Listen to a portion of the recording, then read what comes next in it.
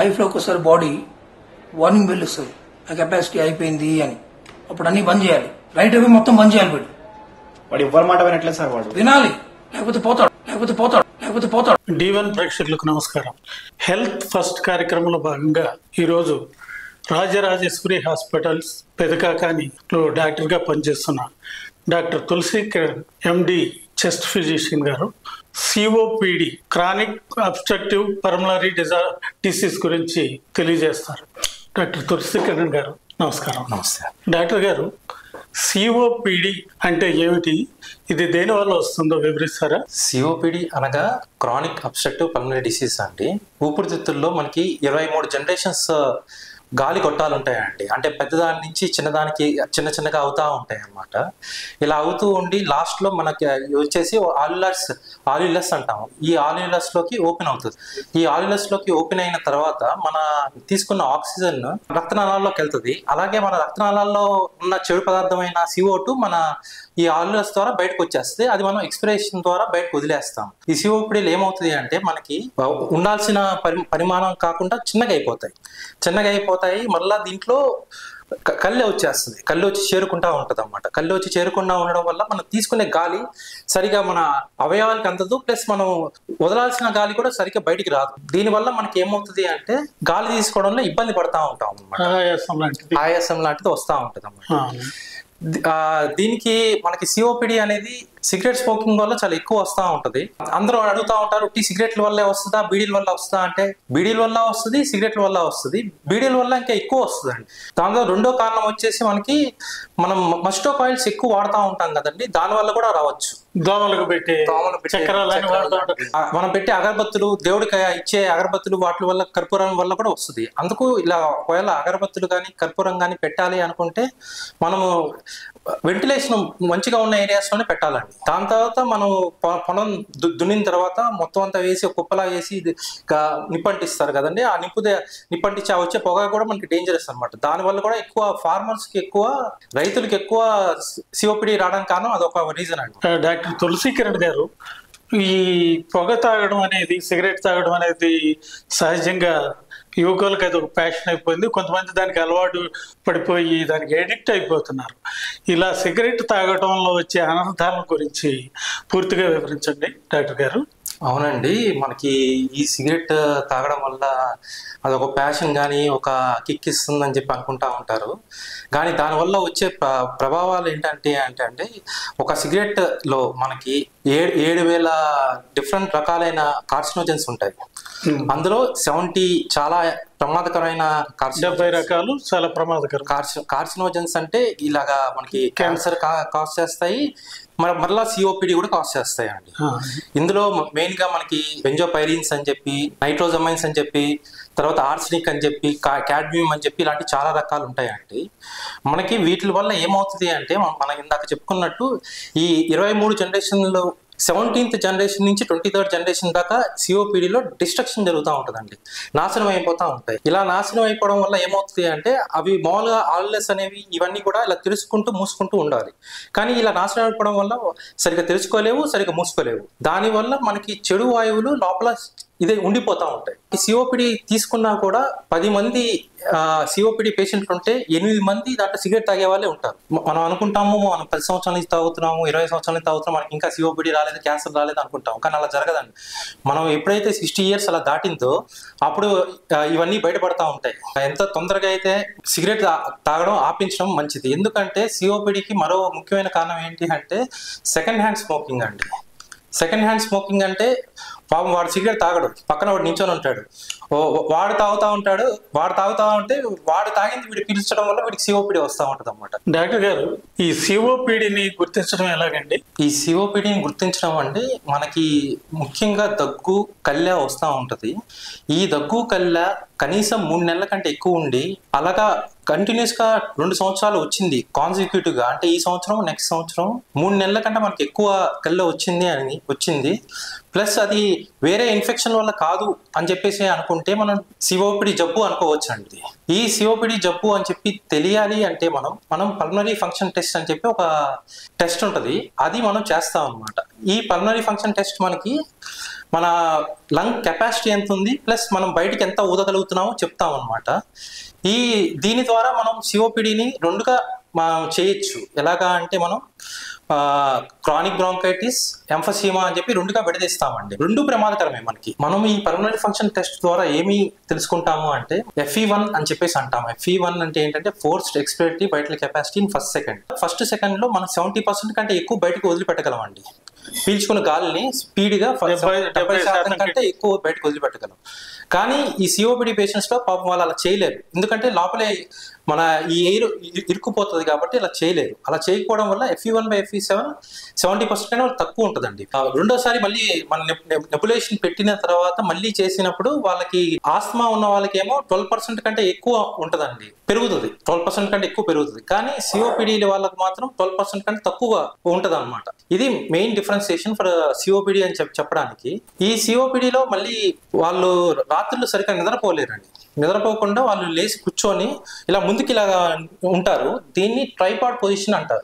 ముక్కుతో గాలి తీసుకొని నోట్తో ఒక చిన్న విజిల్ చేసినట్టు చేసి వదిలిపెడతా ఉంటారు. ఇది ఎందుకు అంటే ఇలా చేయడం వల్ల వాళ్ళకి కొంచెం ఆయాసం అనేది కంట్రోల్ అవుతా ఉంటుంది. చెడు గాలి ఇలా వీళ్ళ ఆల్వియస్ లోను వీటిల్లో ఉండిపోవడం వల్ల ఊపిరితిత్తులు సాగిపోతాయండి. సాగిపోవడం వల్ల వీటి పనితనం తగ్గిపోతుంది. ప్లస్ వీళ్ళకి రెస్పిరేటరీ ఇన్ఫెక్షన్స్ బాగా ఫ్రీక్వెంట్ గా వస్తూ ఉంటాయి. సిఓపిడి చికిత్స విధానాల గురించి వివరిస్తారు డాక్టర్ గారు. ఏ దశలో ఎలాంటి ట్రీట్మెంట్ ఉంటుంది, తొలి దశలో గుర్తించడం ఎలా, ఇలాంటి వాటన్నిటి మీద. సిఓపిడికి మెయిన్గా మనకి ఇప్పుడు మంచి ఇన్హేలర్స్ వచ్చాయండి. Short acting, long acting, ultra long acting అని మూడుగా డివైడ్ అవుతాయి. ఇంతకుముందు ఎక్కువగా షార్ట్ యాక్టింగ్ ఉండేవి. ఇప్పుడేమో long acting, ultra long acting అని చెప్పేసి కొత్త మెడికేషన్స్ కూడా వచ్చాయి. మనం వాడే బీటా బ్లాకర్స్ ప్లస్ యాంటీకొలినర్జిక్స్ అని డ్రగ్స్ ఉంటాయండి, అవి వాడుతూ ఉంటాం. ఈ మధ్యకాలంలో ఉమిక్లైడినియం అలాంటి డ్రగ్స్ వచ్చాయి. ఇవి ఒక్కసారి కొట్టుకుంటే రోజుకి చాలండి. ఒకసారి స్ప్రే చేసుకుంటే చాలు. ఇంకా మళ్ళీ నెక్స్ట్ డేనే మళ్ళీ దానికి. దీంతో పాటు కొన్ని ఓరల్ టాబ్లెట్స్ ఉంటాయి, అవి కూడా తీసుకుంటే డెరిఫిన్ డెరివేటివ్స్ అంటాము, ఫాస్ఫోడైఎస్టరేస్ ఇన్హిబిటర్స్ అంటాము. అవి అందరికీ అవసరం లేదండి. సివియర్ సిఓపిడి ఉన్న వాళ్ళకే తీసుకుంటే సరిపోతుంది. డాక్టర్ గారు, ఈ సిఓపిడి ఊపిరితిత్తుల వరకేనా, ఇతర శరీర భాగాలకు కూడా ఏమైనా హాని చేస్తుందా? ఈ సిఓపిడి మెయిన్ గా మన లంగ్స్ కి ఎఫెక్ట్ చేస్తుందండి. కానీ ఇది ఒక క్రానిక్ ఇన్ఫ్లమేటరీ ప్రాసెస్ అండి. అంటే ఇంటర్లూకిన్ 6, ఇంటర్లూకిన్ 8 అని చెప్పి కొన్ని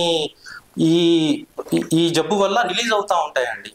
ఇలా రిలీజ్ అవడం వల్ల ఇవి బ్లడ్ లో కలిసి మొత్తం అన్ని అవయవాలకి ఎఫెక్ట్ చూపిస్తుంది. ఎగ్జాంపుల్ కిడ్నీ మీద కూడా ఎఫెక్ట్ చూపించి మనకి బీపీ లాంటివి వస్తాయి మనకి. ప్లస్ రెండోది షుగర్ కూడా రావచ్చు. ప్లస్ నిద్ర కూడా సరిగ్గా పట్టకపోవచ్చు. అలాగే మన బ్రెయిన్ మీద కూడా ఎఫెక్ట్ చూపించి కొంతమందికి డిప్రెషన్ ఇలాంటివి కూడా వస్తాయండి. ప్లస్ మన బోన్స్ మీద కూడా దీని ఎఫెక్ట్ ఉంటుంది. ఎముకల మీద కూడా ఉంటుంది. దాన్ని ఆస్టియోపోరోసిస్ అంటాం మనం.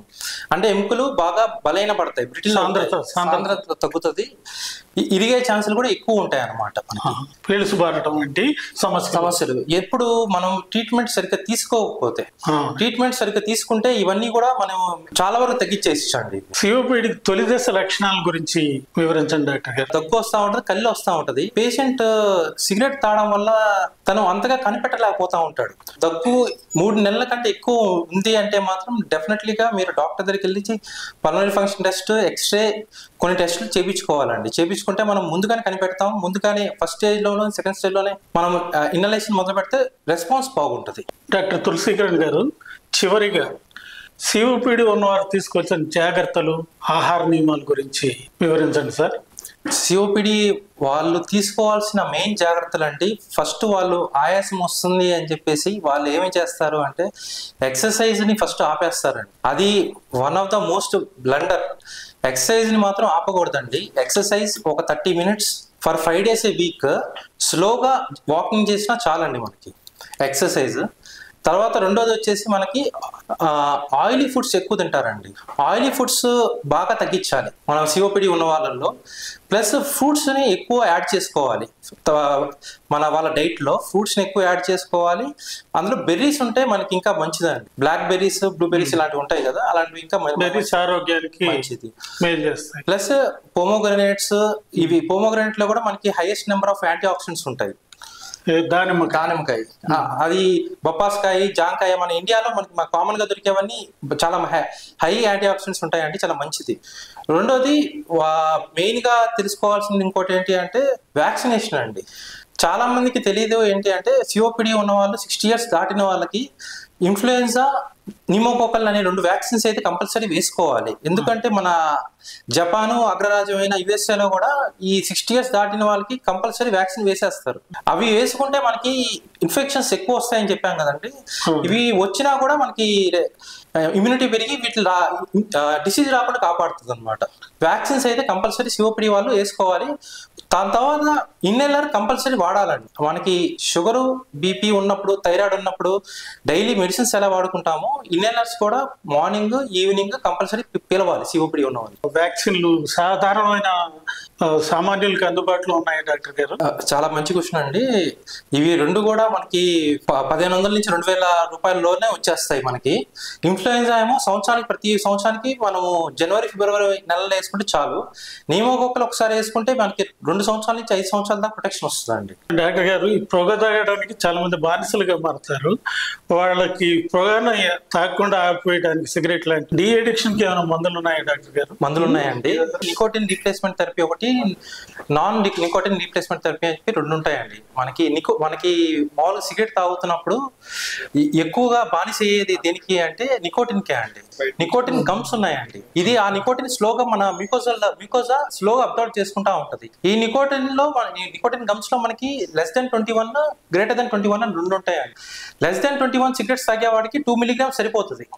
ఒక డైలీ 4 to 5 times వాడితే సరిపోతుంది. <21 సిగరెట్స్ తాగే వాళ్ళలో 4 mg సిగరెట్స్ కావాలన్నమాట మనకి. అందులోనూ మళ్ళీ అలాగే నికోటిన్ గమ్స్ లాంటిదే నికోటిన్ ప్యాచెస్ ఉంటాయి, ప్లస్ నికోటిన్ లొజెంజెస్ కూడా ఉంటాయండి. అది కాకుండా టాబ్లెట్స్ కూడా ఉంటాయి మనకి. టాబ్లెట్స్ లో బుప్రోపయాన్, వెరిన్క్లైన్ అని చెప్పి 2 టాబ్లెట్స్ ఉంటాయి. వీటితో మనం పూర్తిగా ఒక 10 weeks మనం కనుక పేషెంట్ ని సిగరెట్ తాగడం ఆపగలిగితే తన జీవితంలో ఇంకా సిగరెట్ తాగడండి. తులసి కిరణ్ గారు, మీరు సిఓపిడి గురించి తీసుకోవాల్సిన జాగ్రత్తలు, పొగ తాగడం ఎటువంటి దుష్పరిణామాలు ఉంటాయి, వాటి అన్ని గురించి మా ప్రేక్షకులకు వివరంగా తెలియజేశారు. నమస్కారం డాక్టర్ గారు.